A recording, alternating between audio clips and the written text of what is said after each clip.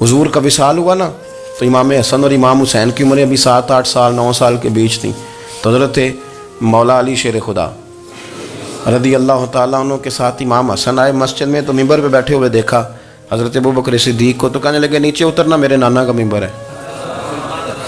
بچوں کو بڑی پہچان ہوتی ہے نا ابا کے کپڑوں کی، سے پتہ ہوتا ہے کہ یہ میرے نانا کا ہے، یہ میرے نیچے اترو، یہ ممبر میرے نانا کا ہے۔ تو حضرت علی المرتضیٰ نے جلدی سے پکڑا اور پکڑ کے فرمایا ذرا حسین حسن یہ کیا کہہ رہے ہو؟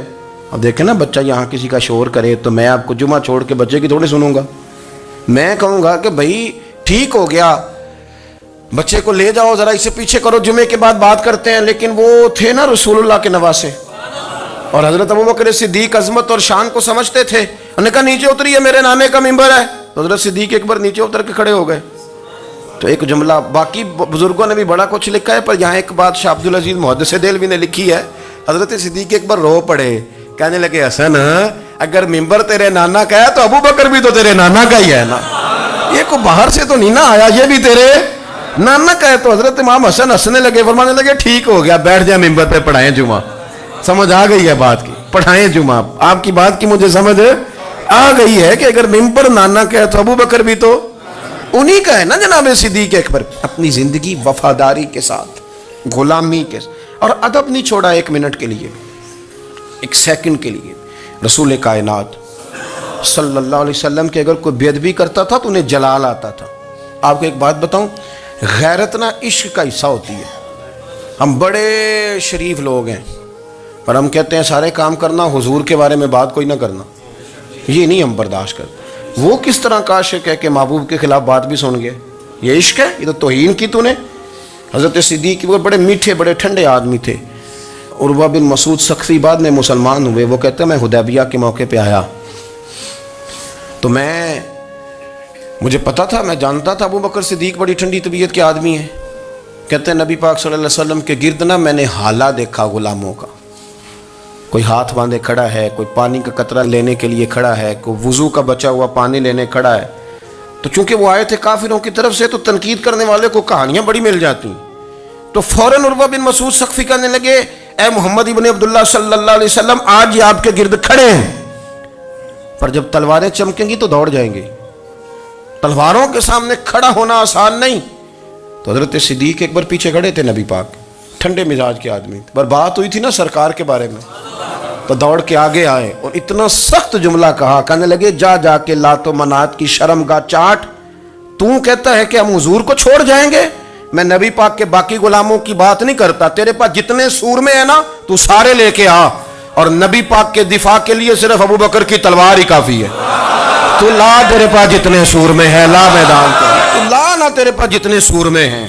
تو کہتا ہے یہ دوڑ جائیں گے، فرمایا تو نے ابھی ہمارا رخ دیکھا نہیں نا، تو آ نا ذرا میدان میں، تو میں تجھے اکیلے کو بتاتا ہوں کہ کس طرح حضور کا دفاع کیا جاتا۔ عروہ بن مسعود ثقفی کہنے لگے یہ کون ہے؟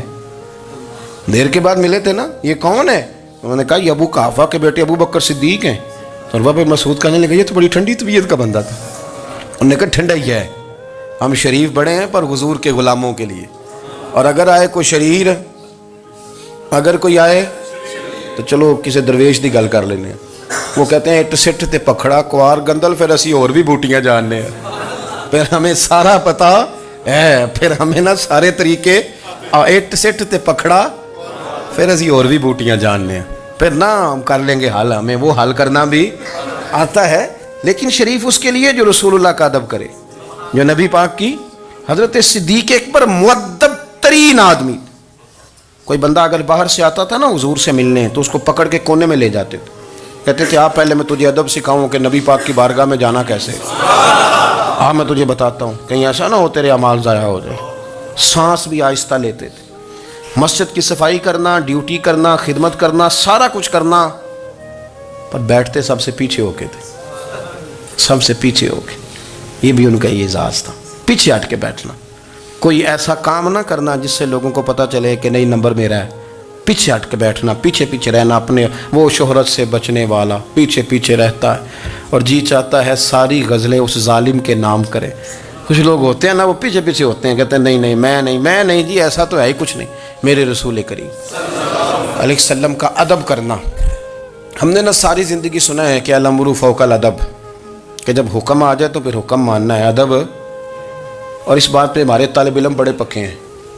مرید آج کل کے اس مسئلے میں بڑے کہتے ہیں صاحب نے خود کہا ہے کہ خیر صلاح ہے.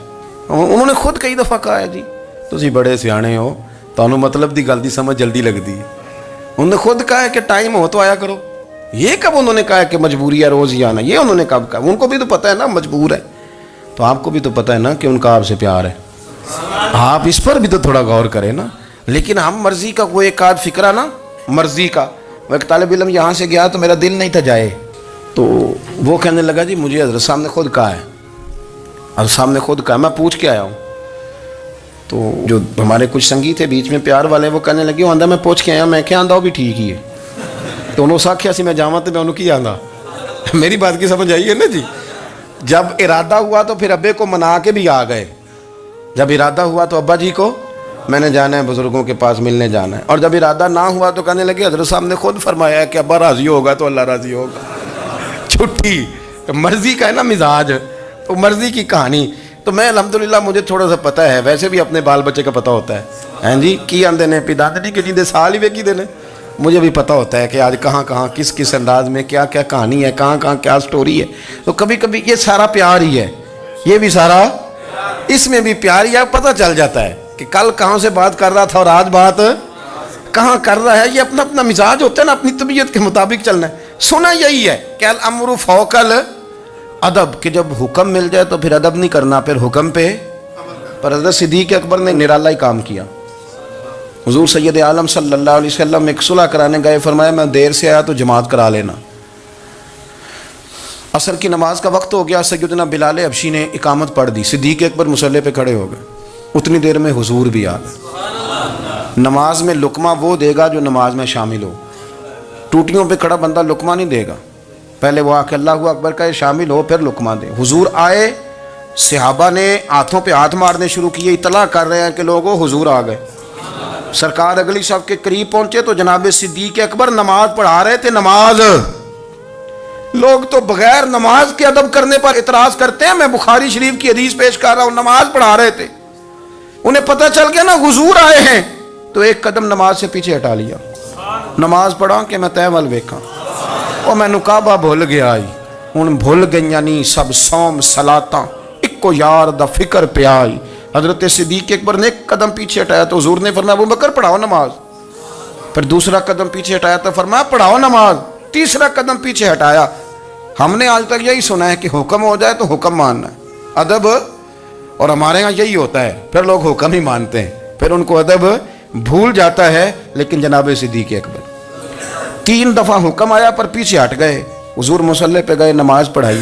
نماز کے سلام کے بعد نا حدیث میں مختلف حکم آیا. استغفار پڑھو، اللہ اکبر کہو، آیت الکرسی پڑھو، 33 بار سے مختلف اذکار آئیں. پر حضور نے آج کوئی ذکر نہیں، کوئی وظیفہ نہیں. سلام پھیرتے کہ ابو بکر میں نے جو 3 دفعہ کہا تھا نماز پڑھاؤ تو پڑھائی کیوں نہیں؟ ایک دفعہ نہیں 3. کبھی کبھی ہم بھی ناراض نہیں ہو جاتے، تینوں 100 بار ہی آکھیا ہے، کہا 3 دفعہ جو کہا تھا نماز پڑھاؤ تو پھر پڑھائی.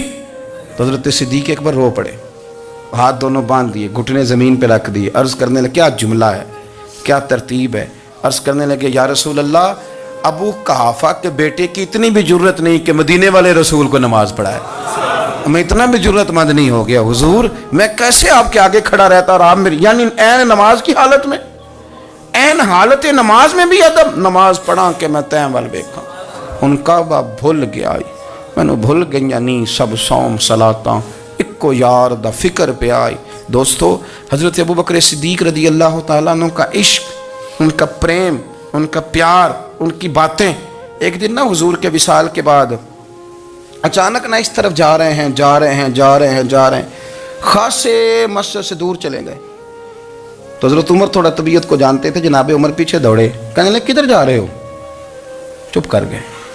کیا ہوا، کدھر جا رہے تھے؟ ابو بکر سیانے بندے ہو، امیر المومنین ہو، کہاں جا رہے؟ تو رو پڑے.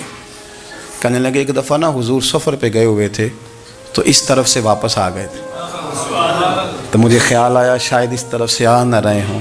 حضرت عمر رو پڑے. کہنے لگے ابو بکر اب تو حضور نے پردہ کر لیا، جنہاں دے دل بر جانی وچھڑن، کون روے پھر تھوڑا. سب روگاں دا روگ محمد جس دا نام آپ ساری سیرت کی کتاب میں پڑھ لیں گے ابو بکر صدیق کا وصال کس بیماری سے ہوا.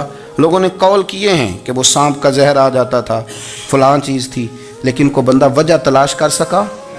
کیا وجہ تھی وصال ہو گیا؟ کیا بیماری تھی؟ کیا تکلیف تھی؟ باقی وجوہات آپ کو ملیں گی. حضرت عثمان غنی شہید ہو گئے، حضرت عمر شہید ہو گئے، مولا علی، ابو بکر صدیق چلے گئے 63 سال کی عمر. وجہ کوئی نہیں بتائے گا. جب شدید بیمار ہوئے تو حضرت عمر فاروق نے ایک طبیب بلایا، وہ بڑا سیانا تھا. اس نے سارا چیک کیا تو نباز تھا. کہنے لگا یار کوئی بیماری تو سمجھ میں نہیں آتی. تو حضرت عمر تھوڑا سا جلال میں، یرانہ تھا نا، جلال میں کہنے لگے ابو بکر مسئلہ کیا ہے؟ دن بہ دن کمزور ہوتے جا رہے، نماز پڑھانے کھڑے ہوتے تو ٹانگیں کانپتی ہیں، مسئلہ بتائیں کیا ہے؟ طبیب اتنا بڑا ہے، یہ تو بندہ کا چہرہ دیکھ کے بیماری بتا دیتا ہے، اور یہ کہہ رہا ہے کوئی بیماری نہیں.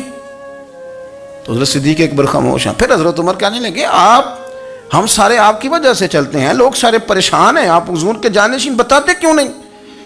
جب تیسری دفعہ کہا تو حضرت صدیق اکبر کہنے لگے عمر زیادہ باتیں نہ کر، تجھے پتہ نہیں مجھے کیا بیماری ہے؟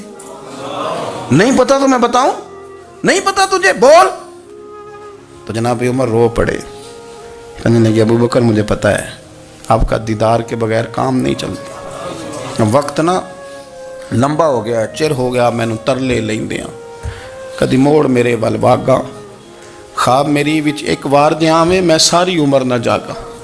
مجھے پتہ ہے آپ کے مرض کا، پر ابو بکر امت کو ضرورت بھی تو ہے نا. تو حضرت صدیق اکبر کہنے لگے بس ہو گئی ہے، اب میری وصیت یاد رکھنا، جب میں دنیا سے جاؤں تو اٹھا کے میرا جنازہ قبر رسول پہ لے جانا، اور پہلے پوچھ لینا کہ ابو بکر حاضر ہے، اجازت ہو تو مجھے دفن کر دینا، ورنہ جنت البقیع میں. تو لوگ کہتے ہیں ابھی جنازہ ہی رکھا ہی تھا کہ دروازہ اندر سے خود بخود کھل گیا اور آواز آئی اب دیر نہ کرو، محبوب کو محبوب کے ساتھ ملا دو. پانی پر نہ سہیلیاں رنگا رنگ کڑے، اسی پریا اس دا جانی ہے جس دا. میں نے شروع میں ایک بات کی تھی کہ اپنی خواہشات کو نا حضور کا غلام بنا دیں، سوچیں سمجھیں کہیں وہ لفظ جو مدینے والے رسول کو پسند ہیں، پھر دیکھنا مسلمان ہونے کا مزہ آئے گا، پھر ذائقہ نصیب ہوگا. اللہ ان کے درجات بلند فرمائے. آخر دعوانا